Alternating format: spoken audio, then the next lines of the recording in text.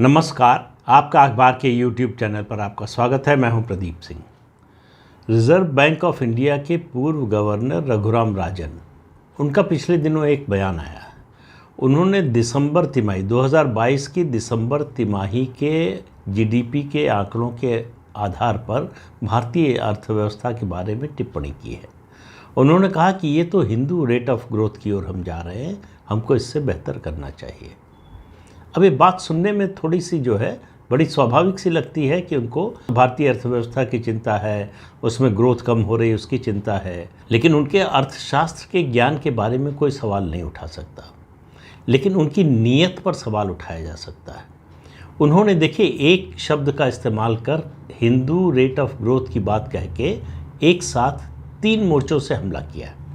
पहला, हिंदुओं को नीचा दिखाने की कोशिश की है कि जो भी हिंदू है, हिंदू से जुड़ा हुआ है, वो घटिया होगा, खराब होगा, तो उसको हिंदू रेट ऑफ ग्रोथ। वैसे इसका सबसे पहले इस्तेमाल किया था बीपीआर विट्ठल ने 1973 में, लेकिन उन्होंने छद नाम से किया था, तो इसलिए उसकी ज़्यादा चर्चा नहीं हुई।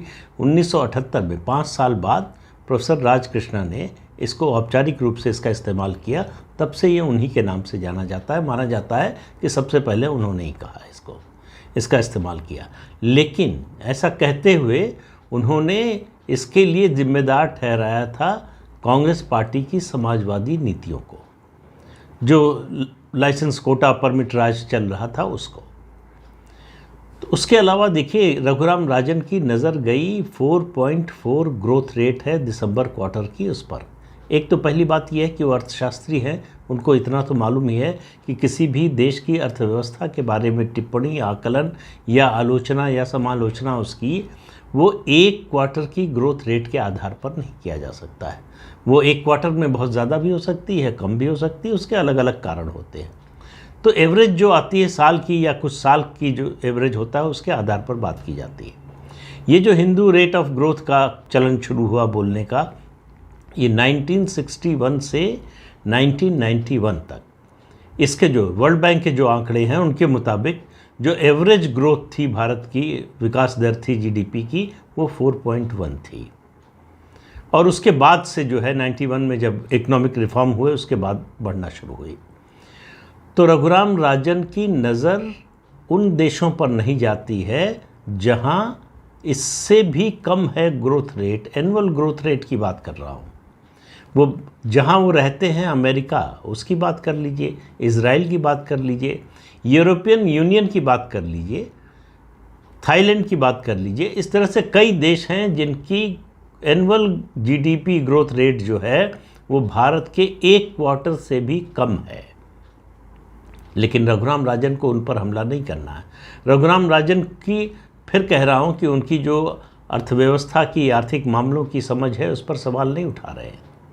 वो दुनिया के बेहतरीन इकोनॉमिस्ट में माने जाते हैं, इसमें कोई दो राय नहीं। हालांकि ये अलग बात है कि जब वो आरबीआई के गवर्नर थे उसी दौरान भारतीय बैंकों में एनपीए सबसे ज़्यादा हुआ। भारतीय बैंकों की, खासतौर से सरकारी बैंकों की बात हो रही, बैंकों की स्थिति इतनी बदतर कभी नहीं रही जितनी उनके कार्यकाल के दौरान हुई। लेकिन उन्होंने कुछ किया नहीं, वो कुछ कर नहीं पाए, कोई सुधार नहीं कर पाए। भारतीय अर्थव्यवस्था के बारे में वो समय समय पर टिप्पणी करते रहे हैं, लेकिन उनकी भविष्यवाणियाँ हमेशा गलत साबित हुई हैं ज़्यादातर मामलों में। लेकिन इसके बावजूद वो गाहे बगाहे टिप्पणी करते रहते हैं, ख़ास तौर से जब से उनको आरबीआई के गवर्नर जब थे तो उसमें एक्सटेंशन चाहते थे, वो मिला नहीं। केवल 1 साल का एक्सटेंशन दे रही थी मोदी सरकार, वो 2 या 3 साल का एक्सटेंशन चाहते थे। तब से वैसे भी वो स्वभाव से एंटी बीजेपी हैं। वो हिंदू धर्म का अपमान इसलिए कर सकते हैं कि उनको मालूम है कि हिंदू बहुत सहिष्णु होता है। यहाँ पर कोई सर तन से जुदा का नारा नहीं लगाएगा, उनके खिलाफ कुछ बोलेगा भी नहीं। जो वो बोलेंगे लोग चुपचाप सुन लेंगे और बर्दाश्त कर लेंगे। इसलिए हिंदू का अपमान करना आसान है, इसलिए इस एजेंडा को चलाना आसान है। जिन लोगों के साथ हैं, वो जिन लोगों की संगत में हैं और जिन लोगों की संगत में बने रहना चाहते हैं, उन सब के लिए हिंदू विरोध ये उनका बड़ा एजेंडा है। तो वो जो लेफ्ट लिबरल बिरादरी में है, जिसकी कांग्रेस आजकल अगुवा बन गई है, तो उसमें हिंदू विरोध वो सबसे बड़ा उनका एजेंडा है। तो हिंदू का जहाँ भी हो सके अपमान करो, विरोध करो, क्योंकि हिंदू रिएक्ट नहीं करेगा। ये उनकी सोच है। इसके आधार पर ये बातें कही जाती है। दूसरा, ये भारतीय अर्थव्यवस्था पर आक्रमण करने की कोशिश हुई है कि भारतीय अर्थव्यवस्था बहुत ख़राब हो गई है, बड़ी ख़राब स्थिति में है। दुनिया में कोई ये मानने को तैयार नहीं है, रघुराम राजन और कांग्रेस पार्टी के अलावा। दुनिया भर के देश भारतीय अर्थव्यवस्था को दुनिया का ब्राइट स्पॉट बता रहे हैं। और रघुराम राजन की बात अगर आप सुने तो आपको लगेगा कि भारतीय अर्थव्यवस्था तो जो है डूबने वाली है या डूब रही है या बहुत ख़राब स्थिति है, उसके संभलने की कोई उम्मीद नहीं है। इस तरह का भाव आपके मन में आएगा उनकी बातें सुनकर। लेकिन असल में रघुराम राजन हैं क्या? रघुराम राजन एक अर्थशास्त्री हैं जिसकी आत्मा, जिसका तन मन छटपटा रहा है राजनेता बनने के लिए। उनकी बहुत बड़ी तमन्ना है कि किसी तरह से राजनीति में आए। और आपको याद होगा कि अभी कुछ दिन पहले राहुल गांधी की जो भारत जोड़ो यात्रा निकल रही थी उसमें भी शामिल हुए थे, राहुल गांधी के साथ चले थे। वो वही सब बोल रहे हैं जो लेफ्ट लिबरल इकोसिस्टम के लोग बोलते हैं, उसी तरह की राजनीति करना चाहते हैं। वो दरअसल बेचैन हैं कांग्रेस में शामिल होने के लिए। उनको नज़र आ रहा है, उनका जो सपना है वो है मनमोहन सिंह बनना, पहले वित्त मंत्री बनना अगर संभव हो और फिर प्रधानमंत्री बनना। वो कांग्रेस के प्रधानमंत्री या वित्त मंत्री बनना चाहते हैं। उसके लिए जो भी हो सकता है, प्रधानमंत्री नरेंद्र मोदी का विरोध, भारतीय जनता पार्टी का विरोध, यहाँ तक तो ठीक है, वो राजनीति में आना चाहते हैं, विरोध करते हैं तो इसमें कोई बात नहीं है। लेकिन भारत विरोध तक भी जाने के लिए रघुराम राजन तैयार हैं। देखिए, रघुराम राजन की फिर कह रहा हूँ कि अर्थव्यवस्था की समझ पर सवाल नहीं है। सवाल ये है कि जब भी वो भारत के बारे में बोलते हैं आजकल, तो वो अर्थशास्त्री के रूप में नहीं बोलते हैं, वो एक पॉलिटिशियन की तरह बोलते हैं, एक राजनेता की तरह बोलते हैं। और राजनीति की उनकी समझ तो भगवान मालिक है उसका। उनकी जो राजनीति की समझ है वो सिर्फ और सिर्फ मोदी विरोध पर आधारित है। और उस मोदी विरोध में वो किसी हद तक जाने के लिए तैयार हैं। जो भारत जोड़ो यात्रा के दौरान उनका कंडक्ट रहा, उससे पहले और उसके बाद, आपको ये दिखाई देगा कि हर मौके पर वो भारत को, हिंदुओं को नीचा दिखाने की कोशिश करते हैं। हिंदू रेट ऑफ ग्रोथ की बात करने वाले रघुराम राजन को दिखाई नहीं देता कि पाकिस्तान और बांग्लादेश में हिंदुओं के साथ क्या हो रहा है। वो भारत चूँकि हिंदू मेजॉरिटी कंट्री है, बहुसंख्यक हिंदुओं का देश है, इसलिए उनको बुरा लगता है, इसलिए उस पर अटैक करते हैं।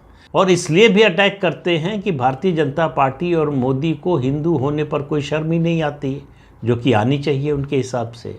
तो हिंदू होना शर्मनाक है। अगर आप इस एजेंडे के साथ हैं तो आप रघुराम राजन के साथ हैं, तब आप जो है और बहुत से विपक्षी नेताओं के साथ हैं।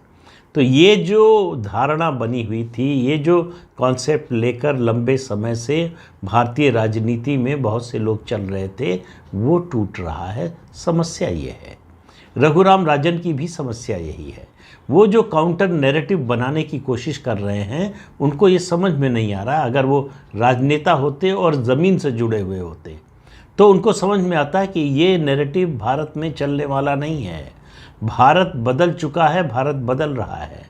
आज के भारत में हिंदू विरोधी एजेंडा नहीं चल सकता, किसी हालत में नहीं चल सकता। हिंदू विरोध न करें, हिंदू सड़क पर न उतरें, हिंदू जो है दूसरे मजहब के लोगों की तरह हिंसा न करें, इसका ये मतलब मत समझिए कि हिंदू चुपचाप बर्दाश्त करने को तैयार है, या हिंदू उसी स्थिति में है जिसमें आज से 10 साल पहले था, जब वो अपने साथ हो रहे अत्याचार को चुपचाप बर्दाश्त करता था और बोलता नहीं था। अब हिंदुओं ने बोलना शुरू किया है। एक बड़ा परिवर्तन ये आया है। अपने अधिकारों के प्रति, अपनी संस्कृति के प्रति, अपनी सभ्यता के प्रति एक जागरूकता आई है। ऐसे समय में हिंदू विरोधी एजेंडा चलाना ये राजनीतिक आत्महत्या से कम नहीं है, जो कि कांग्रेस सहित कई विपक्षी दल कर रहे हैं। और इसका नुकसान वो 2 चुनाव में उठा चुके हैं, अगले 2024 के चुनाव में भी उठाने वाले हैं। तो अगर 2024 का लोकसभा चुनाव आते आते उससे पहले रघुराम राजन बाकायदा कांग्रेस पार्टी के सदस्य बन जाएं तो कोई आश्चर्य नहीं होना चाहिए। उनकी जो महत्वाकांक्षा है वो राजनेता बनने की, सवाल ये है कि उसका सौदा तय नहीं हो रहा है। कोई आश्वासन नहीं मिल रहा कि वो कांग्रेस में आ जाएंगे तो उनका पद क्या होगा, उनकी स्थिति क्या होगी, इसके बारे में उनको समझ में नहीं आ रहा है किससे और कैसे बात करें।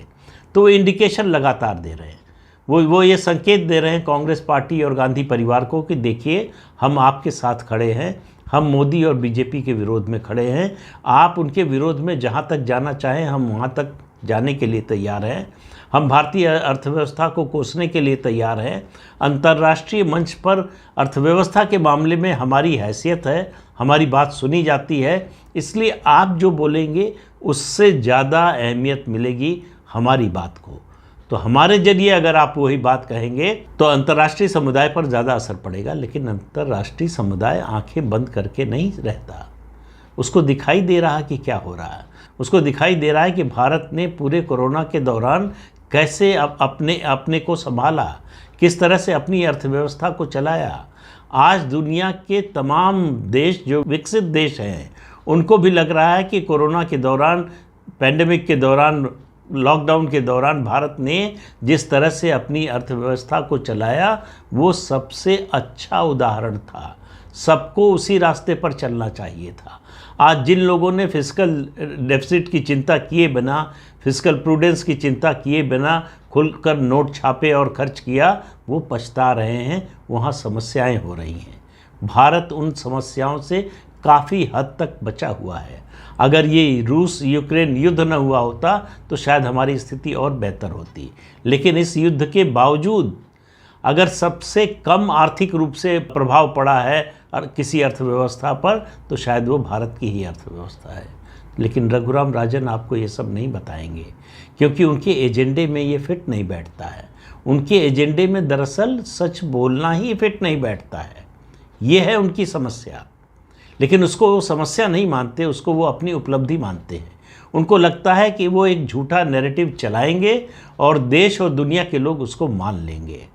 ऐसा होता नहीं है, ऐसा होगा भी नहीं, ऐसा हो सकता भी नहीं। तो इसलिए जो है रघुराम राजन को एक बात समझ लेनी चाहिए कि राजनीतिक महत्वाकांक्षा होना कोई बुरी बात नहीं है।